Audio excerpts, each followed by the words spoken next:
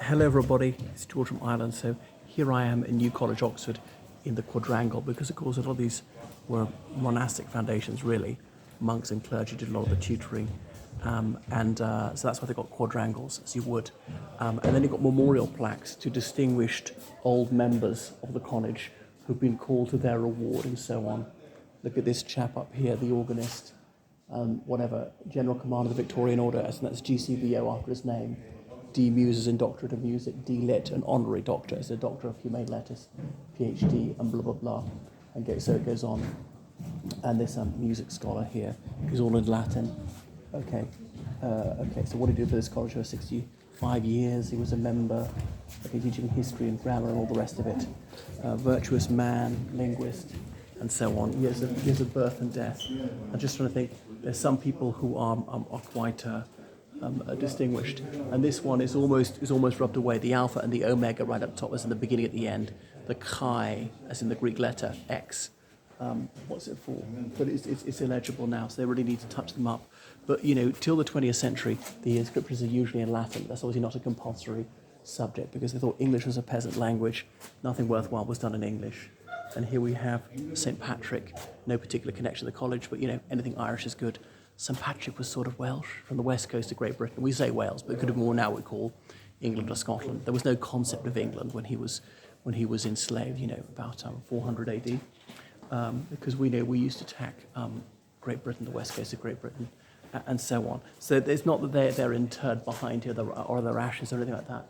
Ooh, look, papillon, as in French butterfly. You may have seen the film Papillon and read the novel. Seen both the old version, the Steve McQueen version, and the modern one.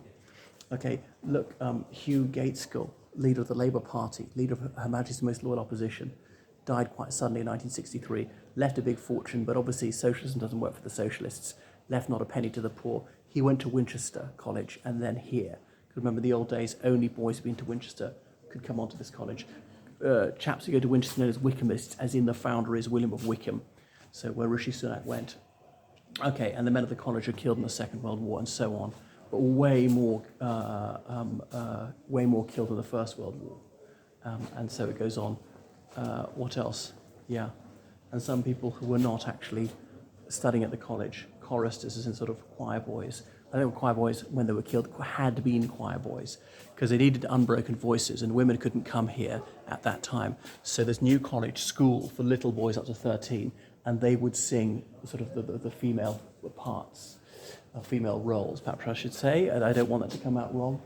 Okay, and all these chaps here, and look at these mourning women. This woman's wearing a rather revealing dress. Surely it's not apposite if she's grieving. And there was actually a Don I know, but we'll get to him later, Henry Williams. So some of Harry Potter was filmed here, but I'll show you that tree which Malfoy sits a bit later on. Not a huge fan of Harry Potter. But the ceiling is not that distinguished around this quadrangle. So centuries gone by, the monks could walk around here reading their prayer books or praying aloud and so forth. Okay, and look, St. Thomas Becket, Archbishop of Canterbury, who was martyred in Canterbury Cathedral, had a magnificent sepulchre till it was desecrated by Henry VIII during the Reformation, and so on. I must say that these modern sculptures really don't do it for me. What do you think? Barbarous. Okay, and look, this guy has got his coat of arms above his memorial plaque. And look at the skull at the bottom, memento mori. So remember, you're going to die. So don't think how much money did you make today? How much happiness did you get today? That's the real question. On your deathbed, you probably won't wish you had a few more pennies. All right, and so it goes on. So I'm just trying to think, is anyone very notable? I might talk about them. Bedard, an unusual surname. There was a Don here when I was up with the surname Bedard, not at New College so far as I know, and so on. Look, St. Edward the Confessor, a king, is the only king of England to be made a saint, to be beatified. I mean, apart from that St. Edmund one, not St. Edmund of Abingdon, the one who's martyred by the Danes, but he's only king of a bit of England, not the whole of it. And so on. And some of these people died actually quite recently. I would have been Dons here when I was an undergraduate, not that I was at this college, and so on. Okay. I think it's going to be St. Chad here. So again, you're getting an idea of the aesthetic of the place and the size of it. And this one is scarcely legible. They really should touch up the paintwork. Look, the Blessed Virgin Mary and the infant Jesus. And so it goes on. But anyway, what a tranquil, beautiful and historical place. And look, the urn at the top should be a draped urn. 18th and 19th century funerary memorials or funerary sculpture often has that. And so I shan't bother translating all of them. They're often much of a muchness about their accomplishments, where they came from, what they did for the college. And here's St. William of York. You see a bishop with his staff to lead his flock, as in people. Okay, and they'll often Latinize the name, like Carolee Mayo, as in Charles Mayo. Coming up to the Henry Williams, who was a Don, who I had come to speak to the Lower Boy History Society when I was a schoolboy, and he's since been called to his reward. I didn't realise what a distinguished historian he was at the time, because one of the Beekses and the teachers at school said to invite him, so I wrote and invited him. You wouldn't be allowed to do that now as a schoolboy. Hayter, what a surname, Hayter, like that Hayter in Brideshead Revisited. See here, Henry Williams, fellow, as in he was a Don, from 1964, retired in 92, honorary fellow, so he'd retired, and that's why he came to give us this lecture. And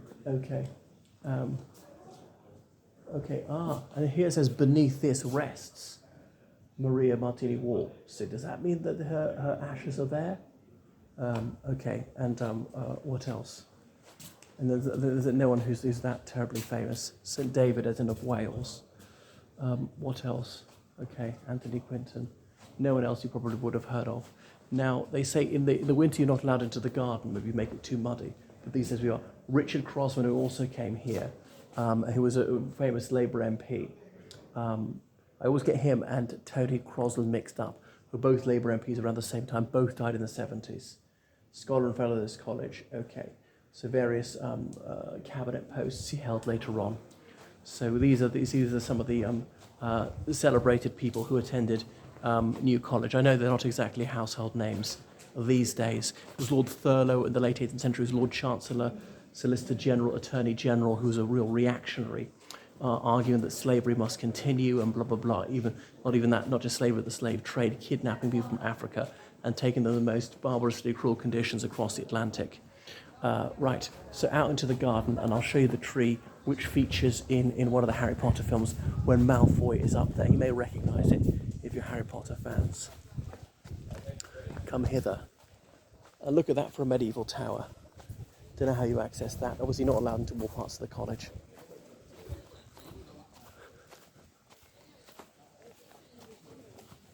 So there's some Harry Potter fans who will be able to quote the script here. And he's sitting up there.